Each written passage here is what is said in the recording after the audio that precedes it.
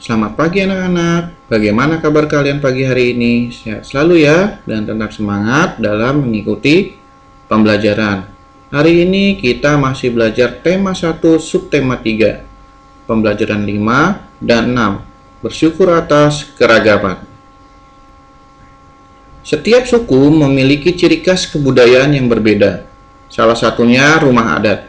Rumah adat menjadi kebanggaan rakyat Indonesia. Saat membangun rumah adat, nenek moyang kita sangat memperhatikan segi keamanan, filosofi, dan mengandung nilai seni yang tinggi.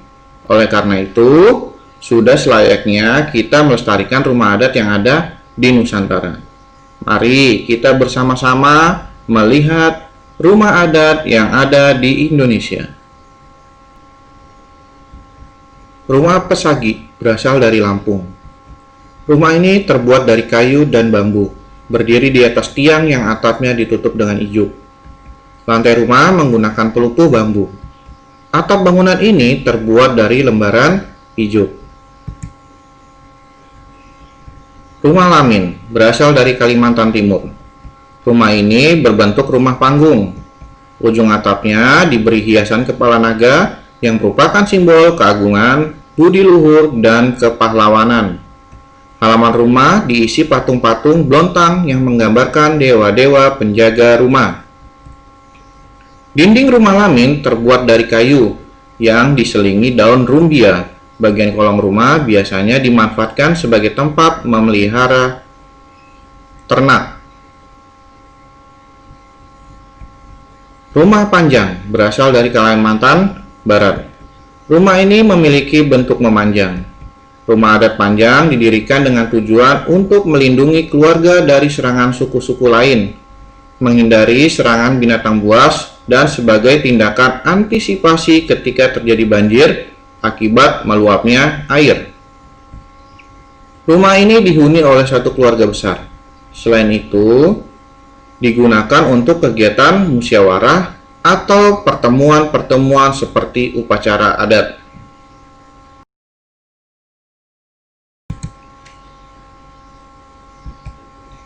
Rumah Lontik berasal dari Riau. Rumah Lontik disebut juga rumah lancang.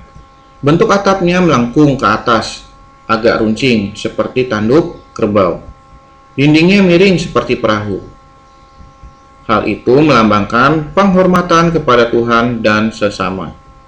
Rumah adat Lontik dipengaruhi oleh kebudayaan Minangkabau. Jumlah anak tangga rumah Lontik biasanya berjumlah ganjil. Rumah Aceh berasal dari Nangro Aceh Darussalam. Rumah adat Nangro Aceh Darussalam atau biasa dikenal dengan rumah adat Krong Bade. Rumah Krong Bade berbentuk persegi panjang dan memanjang dari timur ke barat. Atap rumah Krong Bade terbuat dari daun rumbai. Rumah ini mempunyai tangga depan yang digunakan bagi tamu atau orang yang tinggal untuk masuk ke dalam rumah. Rumah Krong Bade juga memiliki banyak ukiran pada dinding rumahnya. Rumah Tongkonan berasal dari Toraja, Sulawesi Selatan.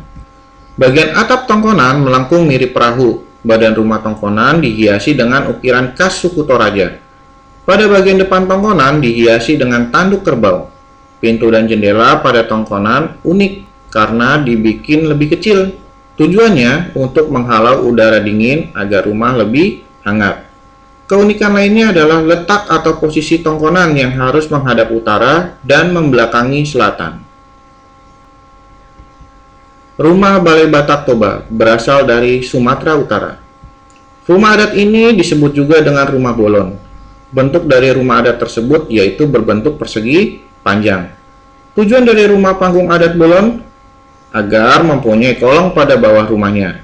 Kolong rumah tersebut digunakan untuk kandang hewan peliharaan masyarakat Batak seperti ayam, babi, dan kambing. Rumah Baileo berasal dari Maluku. Rumah adat Baileo tidak memiliki sekat dan dinding dalam pembangunannya.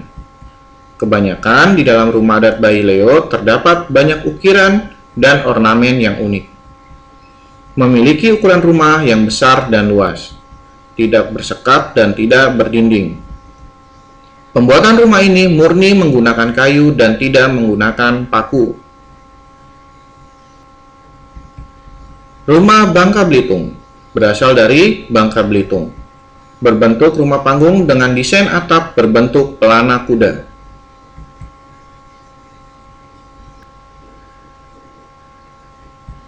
Rumah Gadang berasal dari Sumatera Barat.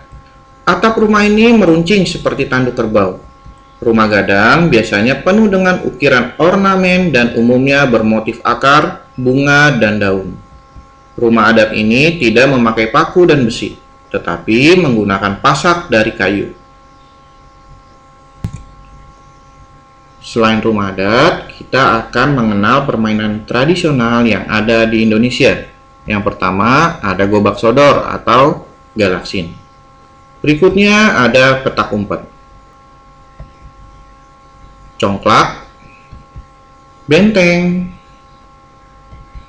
lompat tali, enggrang, dan kelereng. Manfaat dari permainan tradisional yaitu yang pertama, melestarikan budaya bangsa. Yang kedua, berolahraga sambil bermain. Yang ketiga, melatih kesabaran. Yang keempat, melatih kerjasama. Dan yang kelima, bersikap sportif.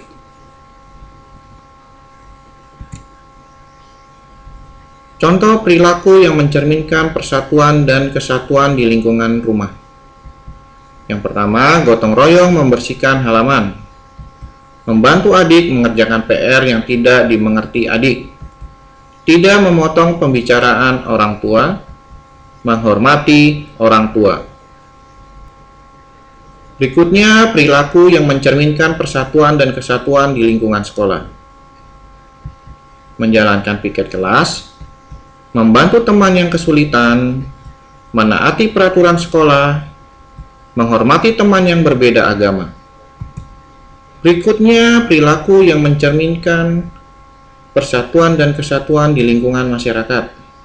Yang pertama, membersihkan lingkungan bersama-sama. Menaati peraturan yang berlaku di masyarakat. Menghormati orang yang berbeda agama. Berperilaku dengan penuh tenggang rasa dan toleransi.